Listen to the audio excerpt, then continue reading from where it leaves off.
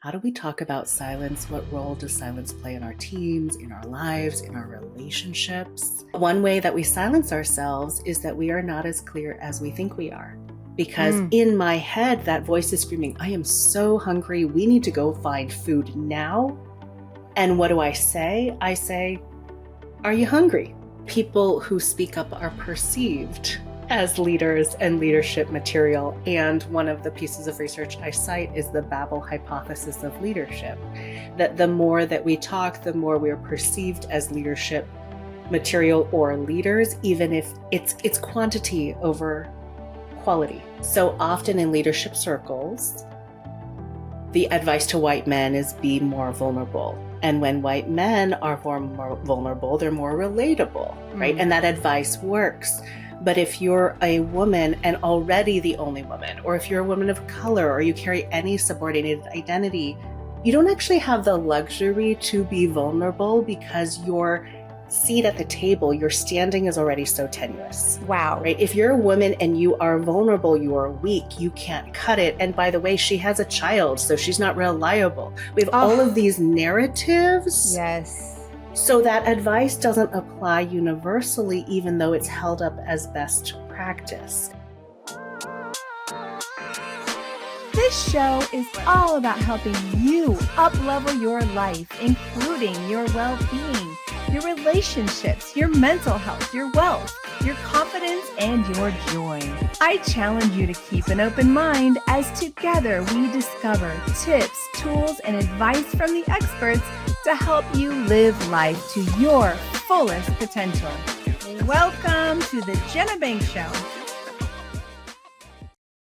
Hey, thanks for being here today. My name is Jenna Banks, and my guest is Elaine Lin Hering. Now, she helps people build communication, collaboration, and conflict management skills. She has worked on 6 continents, taught at Harvard, Dartmouth, Tufts, UC Berkeley, and UCLA, and is a former lecturer on law at Harvard Law School. She has worked with coal miners, microfinance organizers, mental health professionals, and senior government leadership. She is the best-selling author of Unlearning Silence, How to Speak Your Mind, Unleash Talent, and Live More Fully. Elaine, thank you so much for being here today. Thanks for having me. Absolutely. So I have so many questions for you, and I guess where I'd like to start is, what made you decide to write this book now? It's so funny. Everyone asks why now? And the most honest answer is, well, this is when I could get here. Because I first started thinking about this issue in 2015. So now we're 9 years from today. And it was framed at the time. I was teaching skills for negotiation, difficult conversations, how to give and receive feedback, tools and frameworks that my colleagues at the Harvard Negotiation Project created. And I think they're useful. And people would come to these trainings, spend a lot of time, money, energy on them, and some people still wouldn't negotiate, still wouldn't have the difficult conversations, still wouldn't give or receive feedback no matter how much their manager or HR or their spouse told them they should. And so I really started to ask the question, what gives? And there is a particular flavor of all of those communication skills, which was skills for speaking up. And the advice around it essentially boiled down to a Nike, just do it. You need to be more clear. You need to have more courage. You need to have more confidence. If you're not being heard, it's you, go fix yourself. Oh my gosh. Yeah, that's going to do it. Right. How often have we heard that, though? You have imposter syndrome. You need to be more clear. You need to be more empathetic. You need more executive, whatever the phrase is, it essentially boiled down to go fix yourself. And I thought, well, that's wholly unsatisfying. And even if it's the advice that's being doled out, it seems really incomplete and potentially irresponsible. So when I started to look at those patterns, despite world-class training, why don't people have the conversations? Well, It's not just skills we need to build upon and add to our toolkit. It's what are the operating assumptions that we have internalized? And those operating assumptions so often are, my voice doesn't matter. I've tried to share what I think. No one seems to care. I'm literally in the meeting. I say the words out loud and the conversation moves on as if I didn't say anything. And we have this gaslighting moment of, did I say that out loud? Did I just think that? Because everyone is acting as if nothing happened. Oh my God. And and it's not just the way that I might self censor, or, I can certainly be more direct and I'll own that as an individual. And the way that we interact with each other, right? Whether or not my manager listens to me when I take the risk to say something teaches me whether or not I can say something. And so noticing these patterns, particularly with managers and direct reports, team members, all well intentioned, right? Leaders who are like, I really want to know what my people think, and they won't tell me anything until the employee survey. And that's so frustrating. And I'm that middle person doing leadership development diagnostic calls, and their team members are saying, yeah, it's because, that leader bites anyone's head off who Yeah. actually says something, or someone said something and they're no longer on the team. They're no longer invited to the meeting. And that disconnect between well-intentioned leader who genuinely wants to show up and who does not realize how their actions are silencing the very people they lead, Mm. or at home, the very people they love. Yeah. That to me was something needs to be said about this, because if we ask a better question, I think we have a better chance at cracking the code. If we're asking the wrong question, like how do you speak up more or better or clearer, we get a really incomplete analysis of the situation. So that's how we got here to, how do we talk about silence? What role does silence play in our teams, in our lives, in our relationships? And the more I explored it, the more it was present, right? Moms and daughters, Yes. spouses, Yes. generations of families of, we just don't talk about that. Yes. But that's leaving me feeling like it's just me. I'm the problem. Social isolation is real. Our Surgeon General has done a ton of research around it, amongst others, right? This epidemic of loneliness, we perpetuate that by not talking about the things that matter to us and feeling like we can't talk about them, Right. because that's what we've been taught. That's what we've intuited. That's what's been normalized. So good. Friends. I'll add friends. Yup. Right. And if in a friendship you need to edit out parts of yourself, or you can't share parts of yourself because you'll be judged, Yes. because your relationship or your friendship is conditioned precedent. That's a little bit of my legal training coming out, right? To be a friend, to be in this friendship means that I have to edit out parts of myself, censor myself. Is that really a friendship we want to be in? Right. And your book draws awareness to this, Elaine. That's what I love so much. Like, these are things that we sit and internalize and never talk to anybody about. Yeah. Right. And Yeah. then we think it's our thing, that it's Totally. an individual thing, but it's not really. These are things everyone can relate to. And by drawing awareness to it, it does make it more conscious. Like, do I really want to stay silent? Really? And Mm-hmm. then start speaking out in these different types of situations, right? At work, in Mm-hmm. other groups or organizations, in a relationship. I work with a lot of women who have a hard time Yeah. speaking up and voicing their needs in relationships. I know you mentioned that in the book as well. But even I myself find myself holding back, especially in friendships. And I think it's Mm-hmm. because I'm pretty vocal. I mean, obviously, I have the show. I don't mind talking. I share a Yeah. lot of information about myself. I wrote a book Yeah. too, which, as you know, when you write a book, you get pretty personal and you share a lot of things you normally wouldn't share. Yeah. But I also have been doing some introspection while reading your book, and I realized, I've been through a lot of trauma growing up, which I already knew, and I write about. But like, I still learn things today that I realize, oh my gosh, that trauma Yeah. from the past reflects in certain situations, and including in friendships. So they'll reflect in a Mm. certain, like in relationship, like a romantic relationship differently than it will reflect at work. Yeah. And then a different one will come up in friendships. And for me, I didn't get to develop strong relationships growing up because we moved around a lot.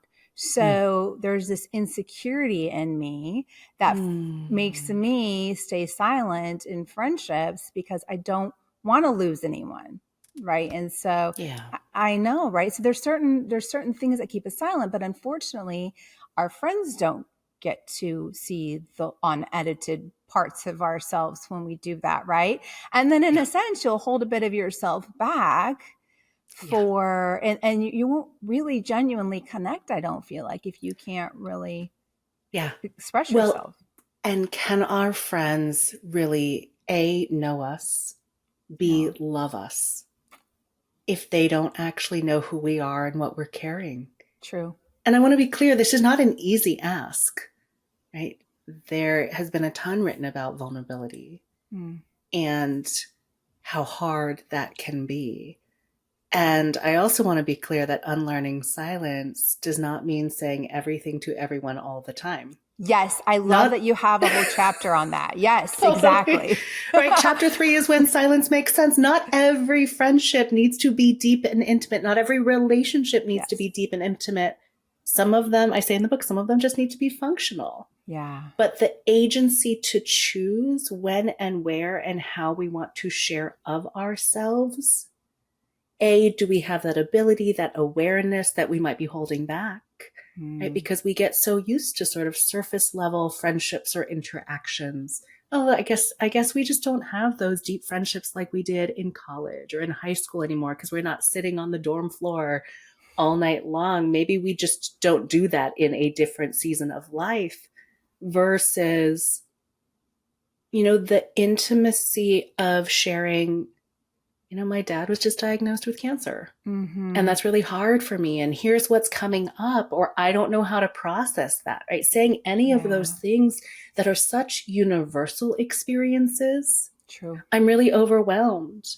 As Mm. a new mom, I don't feel like I have a life anymore, Mm. right? We talk about women silencing our own needs. There's also the social expectations of how we're supposed to show up, do everything, carry a disproportionate amount of housework, childcare, workplace responsibilities, emotional labor, and do it all with a smile while looking beautiful according to a certain standard. I mean, it is impossible, and we don't talk about that because on Instagram it looks like that's what we're supposed to do. Right. Right. And yet, the deepening of friendship and of relationship and of support of one another to Mm. say, yeah, me too. Right? It's Yeah. not a personal flaw that you can't make homemade cupcakes for the teacher's appreciation week while juggling this deadline because it's actually just impossible. And you know what? I bought the cupcakes that we brought in from Walmart. Yeah. Right? Like they don't even need to be custom or whatever the expectation is. Can we be more real with one another Yeah. and the world that that creates? That's so true. I just had this conversation with someone the other day, just talking about vulnerability. I do some moderating for leadership summits and events and things like that. And a leader was talking about vulnerability. And Mm, it is so important for all aspects of our life, including when we're leaders, right? yeah. Because how are people going to see us as human Mm, and normal and like them if mm, if we can't be vulnerable and honest about the crap we're dealing with as well. yes. Yes, and this I Yeah. love that you brought this up because and Jamie Wolf has written a fantastic piece in Harvard Business Review about this very issue. So often in leadership circles, the advice to white men is be more vulnerable. And when white men are more vulnerable, they're more relatable, right? Mm. And that advice works. But if you're a woman and already the only woman, or if you're a woman of color, or you carry any subordinated identity, you don't actually have the luxury to be vulnerable because your seat at the table, your standing is already so tenuous, Wow. right? If you're a woman and you are vulnerable, you are weak, you can't cut it. And by the way, she has a child, so she's not reliable. We have all of Oh, these narratives. yes. So that advice doesn't apply universally, even though it's held up as best practice. So there's a Mm. couple of things there. One is let's interrogate expert advice. What vantage point does it come from? Oh, such a What good point. assumptions might be embedded into it? And I'm a big proponent of everybody should get to be human, right? So the opportunity for change isn't necessarily for a woman of color to automatically start being more vulnerable because the way that it's perceived hasn't yet changed. The opportunity is for each of us around her or around them to, if they choose to share, believe them. Don't discount their experience. Don't make them prove it. Don't label them as irresponsible or less reliable. Mm. How do we hold space for our common humanity? Because if we're not able to do that, it does not make sense for someone to share of themselves. True. Oh my gosh. This is so beautifully said, Elaine, and you do this like a million times in your book over so many different areas of discussion that we need to be taking a look at. And okay, I have a question just about your book writing process. Did you have to do a ton of research to like go Totally. digging on every little bit? Because there's just so much, there's so many juicy nuggets in there and so many deep areas that we could really just reflect within ourselves of how we make assumptions, for example, or how things are perceived. Like, did she just know this? Is she a walking encyclopedia, or did you have to do a ton of research on this? Ton of research. And as I mentioned, the idea started in 2015 and it's 2024. So this is 9 years of sticking pieces of research in a file, tucking it away. And I did have someone who said, no one can write a book alone. So I had a fantastic research assistant come alongside me. Nice. And really dive in. Okay. A grad student who was phenomenal and did a deep dive to get updated sites and all of that. And I also, for listeners who are like, oh my God, this seems like a really deep book and like potentially overwhelming, I want to be clear that Top Chef, the Golden State Warriors, and Queer Eye are also cited in the book. Because really paying attention to, we need levity. We need to be able to breathe. Well, I was just going to mention, as we carry so much.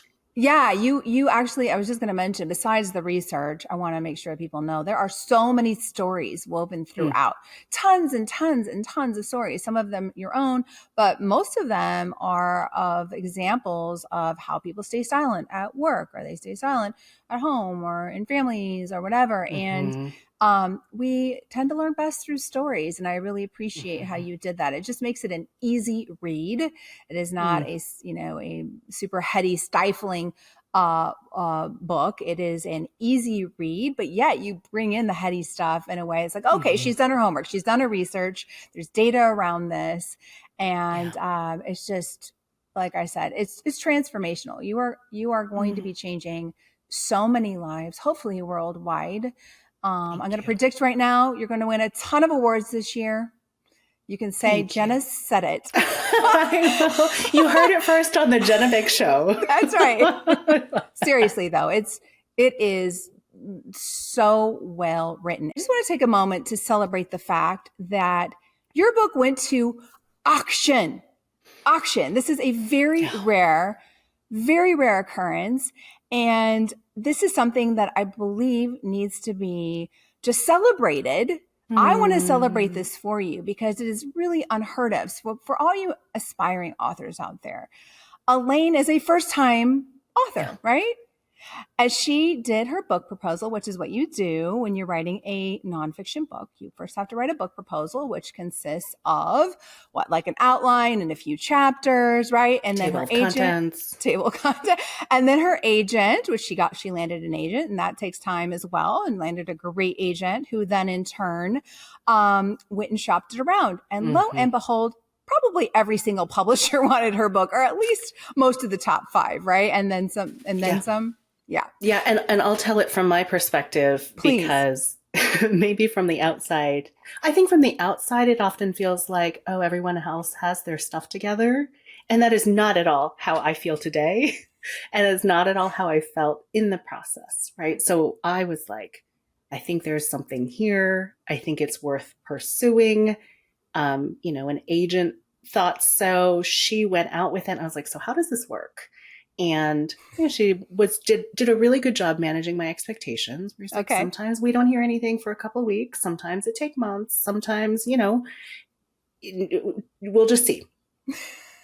And I so appreciated that because low expectations are very helpful. Sure. And then these calendar invites for meetings started to pop up. And I was like, Rachel, what are these? She's like, well, if publishers are interested, they want to meet with you to A, like see if you actually know what you're talking about, B, get a vibe check of how open are you to feedback. The process from book deal to bookshelves is 2 years. So you're going to be spending a lot of time with them. How do you take feedback? Are you open to conversation? What is it going to be like to work with you? And more meetings started to land on my calendar. And so I met with 16 different publishers, Oh my God. including the big five, different imprints within each of them. And we had a preempt offer, which is when a publisher knows it's hot and wants to give you what they think is a large or generous advance. Mm. And Rachel said, I think we should turn it down because there's a lot of interest around this. And I was like, are you sure? Because that's real money that my family could use. And it turned out to be the right move.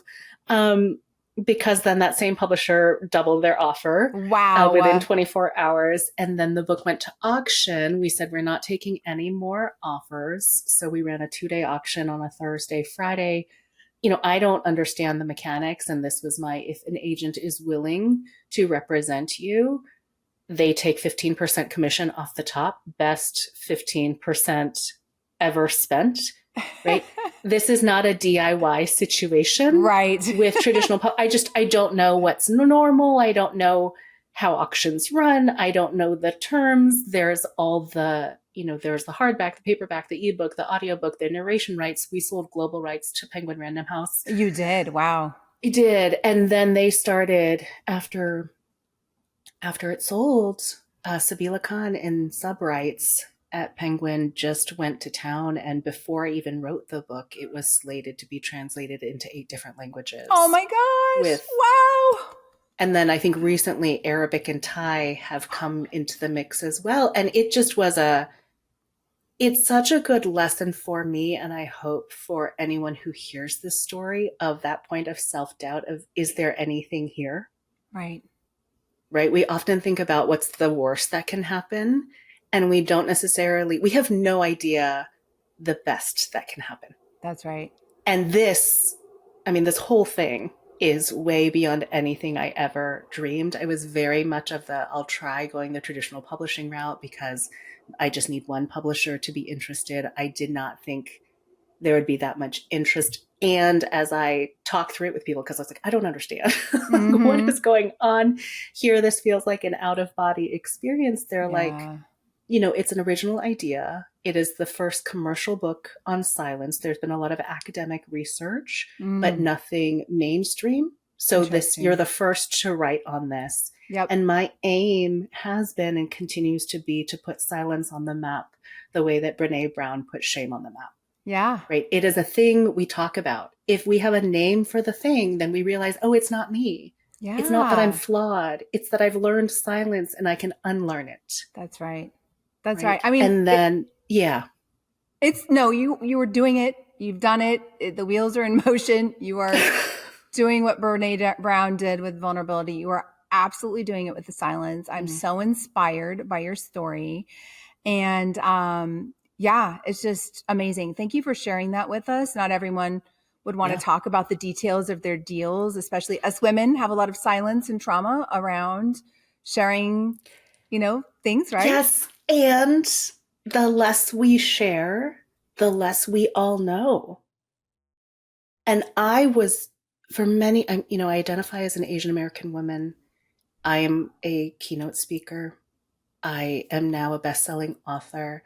The number of people who have come up to me after a keynote at a conference being like, I've actually never seen a woman, as a conference speaker in this all-male slate, much less an Asian woman, someone who looks like me. And I've always been really uncomfortable with this representation matters Hmm. phrase because it feels like that one woman is Right. held up and there's such pressure. And that was part of what I navigated with writing this book of, oh, well, I can't screw this up because then no woman will ever get a book deal again. No Asian person will ever get, and that's far too Yeah. much pressure for That's a lot. anyone. Yeah. But the reason I share it is also because what we can see helps us remind, helps us remember what's possible, Yeah. or what we can see helps us dream of what could be.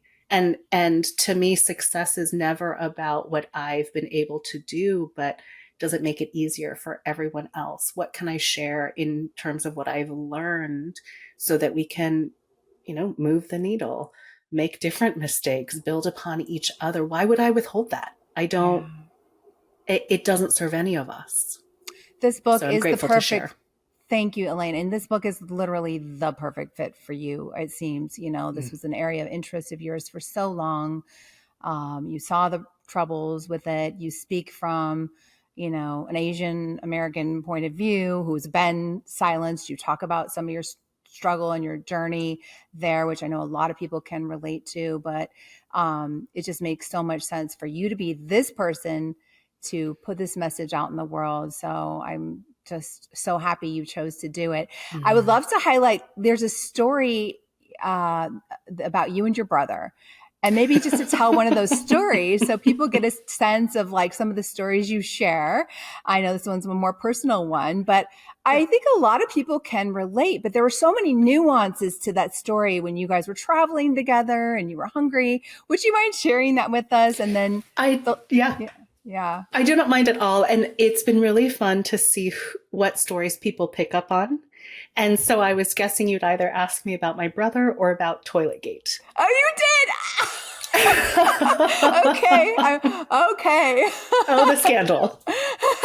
The story about my brother, my brother and I had the very good fortune of backpacking through Europe after college.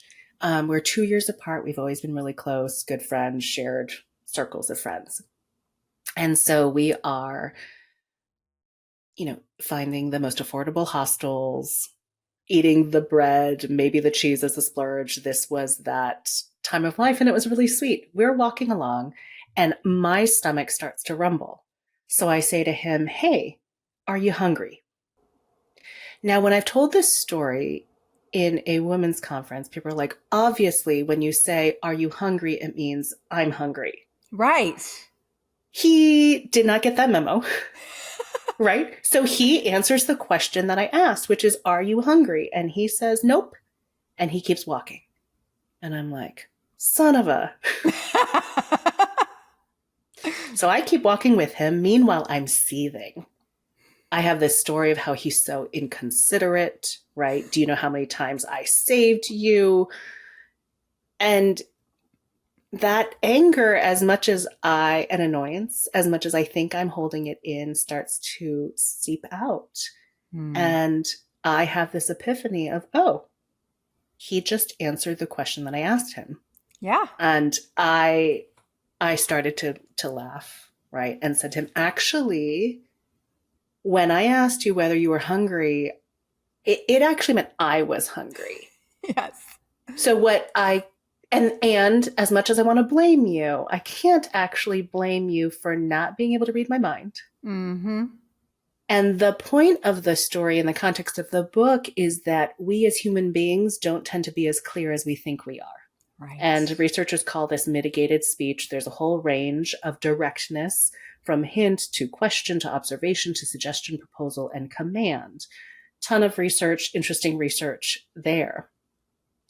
But one way that we silence ourselves is that we are not as clear as we think we are. Because Mm. in my head, that voice is screaming, I am so hungry. We need to go find food now. And what do I say? I say, are you hungry? Yeah. Right? Notice the huge gap Yep. there between what I'm thinking and what I'm saying. And then my getting frustrated that he's not getting it, which of course is a much easier narrative to focus on, right? You're just another guy who doesn't get it. Versus if I step back and I analyze it sort of dispassionately, are you hungry? On face value, he answered the question. Yep. How often do we do that? Yes. And the reason I highlighted is because being more direct to say, I'm hungry, or I'm going to go get food, or could we go get food? Wherever you are in that range of directness is something I can unilaterally do. Mm-hmm. I don't actually need him to change anything, because if we think about changing someone else, any of us who have ever tried to change someone else, we know how well that goes. That's right. Is it easier to change ourselves or to change them? It's not to say it's easy to change something, a habit of our own, but we have more agency over ourselves to Yep. change ourselves, to tweak something, to try something new on, than we do to change something about someone else. Yeah. And so, asking the question, I think after that, I wasn't even asking the question of, do you want to go get food with me? It was just like, I'm hungry. I'm going to go find something to eat. Yeah. What a And shift I got that what I was. needed. Yeah. Yeah, exactly. So I think you had talked about also during that part of the chapter about some of the nuances, exploring some of the nuances of why you opted to phrase it as a question. Would you mind unpacking that a little bit? Totally. And it's such a good illustration of the expectations that we have of each other, or certainly cultural expectations, right? Why New Yorkers get branded as too direct, and yet Midwestern nice often means that people aren't saying the things that they're really thinking, Yep. right? There's a cultural aspect of how direct are you allowed to be? How direct should you be? And Hmm. in that context, my brother and I, we were born in Taiwan. A lot of Asian culture prioritizes men over women, boys over Mm-hmm. girls, because back in the day, boys could keep the lineage, the family name, they could earn money. A lot of that has changed, but that's still the backdrop Mm. against which we grew up. As much as my parents raising us in America really tried to, you guys are equal, we love you both, we have the same opportunities. He's also my older brother. So in that context, I'm supposed to give deference to him because he is older. Like Interesting. all of these embedded assumptions that Yes. are subconscious, Yes. unconscious. How many of those unconscious assumptions have formed habits Yes. that then shape what we say and what we do without even realizing it? And then I will add to that how many of them were passed down to us that perhaps aren't part of our generation today, but we learn them from behaviors that our mothers and grandmothers exhibited. I mean, I think we should stop this conversation here, right? Because that's Yeah. the mic drop moment. Yeah. I think about the way that I show up for my son.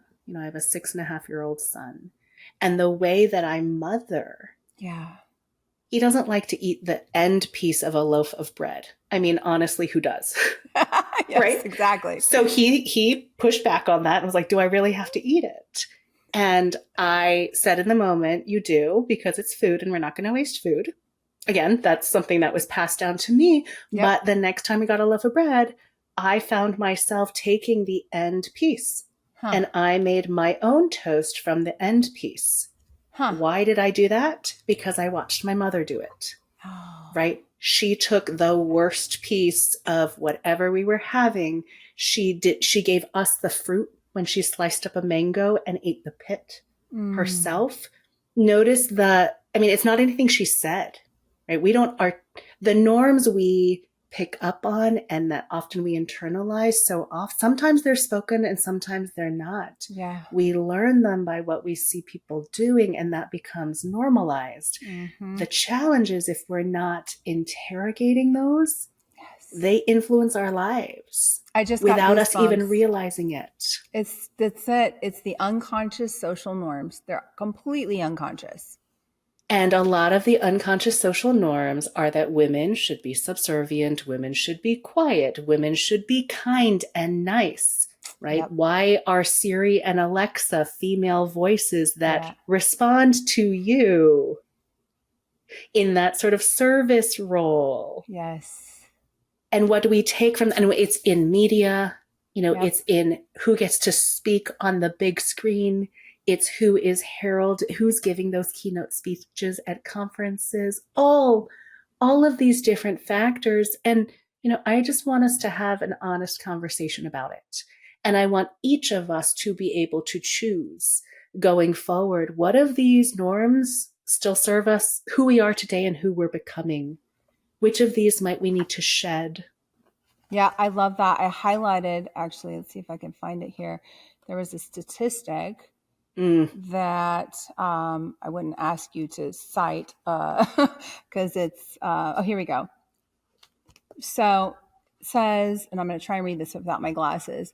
Consider that 90% of the 200 top grossing films released between 2017 and 2019 in the United States and UK Commonwealth countries didn't have any Muslim characters in them. Of all the speaking roles in these movies, only 1.6% of the roles were held by Muslim characters. The majority of the Muslim characters were set in the past, either spoke no English or spoke English with a foreign accent, and were either the perpetrators or victims of violence. That's just one statistic on how what we see on stage or in films or whatever directly impacts how we perceive certain people, groups, what's possible for us. Actually, the one I was looking for was where you go into details about gender. gender and different communities, LGBTQ, like all Mm-hmm. these different groups and how we're Mm-hmm. not represented, or Yeah, the actual stats around how little we're represented, and actual speaking roles and main character roles is shocking. But if we see totally. that externally, we internalize that and we learn silence that way too, right? Completely. And there's a whole dynamic because I can hear big motion picture studios pushing back on us right now. Right? You hear so often a woman can't carry the film, Mm, or a black person couldn't carry. We can't get a box office hit, mm, and then Black Panther or Crazy Rich Asians happens. So mm-hmm. that's another data point. But it is that dynamic that also carries over to venture capital funding, right? How many women's ideas don't get funded because the people doing the funding can't see the potential? Spanx, I mean, Canva, seriously, like the, seriously. the list can go on forever. And that is a way that we silence each other because we do not have the ability to broaden our imagination of what Mm, effective leadership can look like, mm, so true. of what a good idea could look like.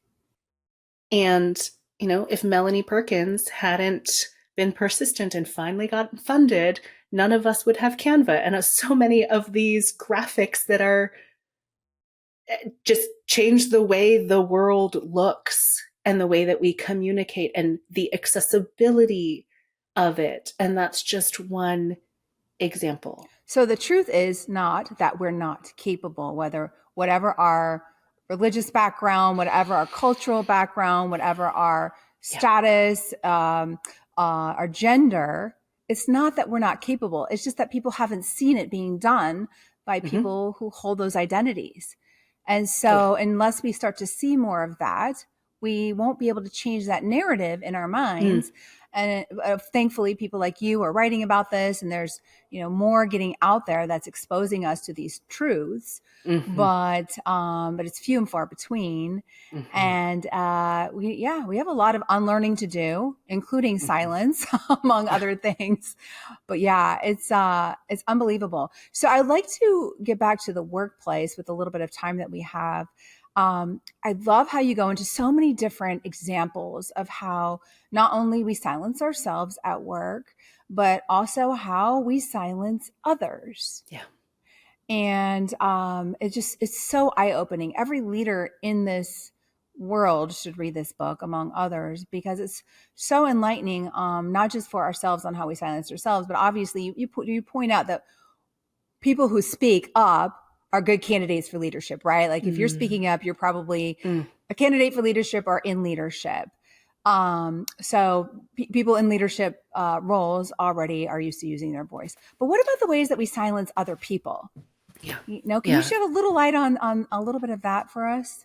Absolutely. And I will say people who speak up are perceived as leaders and leadership material. And one of the pieces of research I cite is the Babel hypothesis of leadership, that the more that we talk, the more we are perceived as leadership material or leaders, even if it's quantity over quality. Really? And Wow.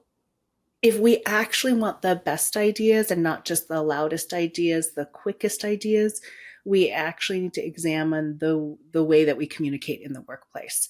So one example, and there's far more in chapter 5 is how we silence each other, and chapter 9 is stop silencing people. So the awareness and action pieces. One way that we silence people is that we fail to acknowledge that we're wired differently. Hmm. So in the workplace, the expectation for effective communication is real time. You speak in 3 succinct bullet points, no ums, just the right amount of emotion to show that you care, but not too much emotion that you lose credibility, particularly if you're a woman. Hmm. And that is such a narrow definition of communication. There are so many ways that we're wired differently. My favorite that is not obvious is there are people who are real time processors. So the more that we talk an issue through, the clearer it becomes. Hmm. Then, in contrast, there are post processors. And so, if you've ever been in a meeting, you can't quite figure out what to say, but 20 minutes after the meeting is over, you're like, that's what I wanted to say. So often it feels like, well, I'm slow or I'm deficient because I couldn't come up with it in the moment. And Hmm. in the workplace, it is characterized as weakness. Hmm. Whereas to me, it's just a difference in wiring. Some Hmm. people process information best in real time in talking it out. Some people process information best if you give them space and time to think about it. What a novel Hmm. idea that we all would be wired differently. Makes And we sense. silence each other by requiring to show up in this way, real time, 3 succinct bullet points, no ums, in order to be heard. Wow. What can we do about it? Redesign the way that you communicate, Hmm. right? If you still have that meeting, because there are still some people, assuming there are some people on your team, you may find out that everybody's a post processor and it actually works better to communicate asynchronously. But that's the conversation to have. Yeah. You could still have your meeting, say, here's where we're circling. This is where it seems like we're landing. Everybody go home, sleep on it. Mm. As you post process, reply all on this email thread with whatever comes up. Yeah. Right. And in doing that, you are inviting perspectives for people who are post processors. Mm. You are normalizing that we are wired differently. You're also taking the guesswork out of how do I raise it after the meeting? Because the meeting's over. It feels like I've missed my shot, Mm. that the issue is closed and done. And now I have to reopen it. And so often I'm coaching people to say, you could send that email that says, as I was reflecting on our meeting, this is what came up. But if you've made clear for people what the avenue is, right, reply all on the email thread. They Yeah. don't have to do the labor and the analysis of saying, do I say something? Do I not? Right. Do I email? Do I call? Do I text? Do I put it in Slack or not? Do I do it one on one or do I reply all? Right? You've just eliminated that work, Mm. which means we free up energy to do other stuff. Yeah. Yeah. Yeah. And you laid out the roadmap for, yeah. You know, you also mentioned like an example where somebody's, say, in a performance review and they had a moment to, do you have anything to say? For example, the leader asks if they have anything to say, and the person says no. Yeah. All what might be behind that no, and really making space for someone Mm. who might not know how to express what they really want to say. Yeah. Because just because someone doesn't say anything doesn't mean they don't have something to say. I thought that was such a good 1,000%. point. And as a leader, there are so many things I can do, right? I think leaders feel really stuck of, look, I'm approachable. I've told people I want to hear what they have to say. They're not saying it, then I'm done. So as a leader, express your intent, meaning what level of candor do you actually want? Mm-hmm. Are you wanting people to share the good, bad, or the ugly? Are you only asking them to share the highlight reel? Whatever it is, express intent so people know, because if it's a new relationship in particular, don't know you. I have a mental model of a leader, of a manager, and it could be scar tissue from my last workplace So true. that I'm Yeah. coming back and thinking about, well, all managers are like this, right? So Mm-hmm. express intent. And then if people do actually say something, what are you rewarding?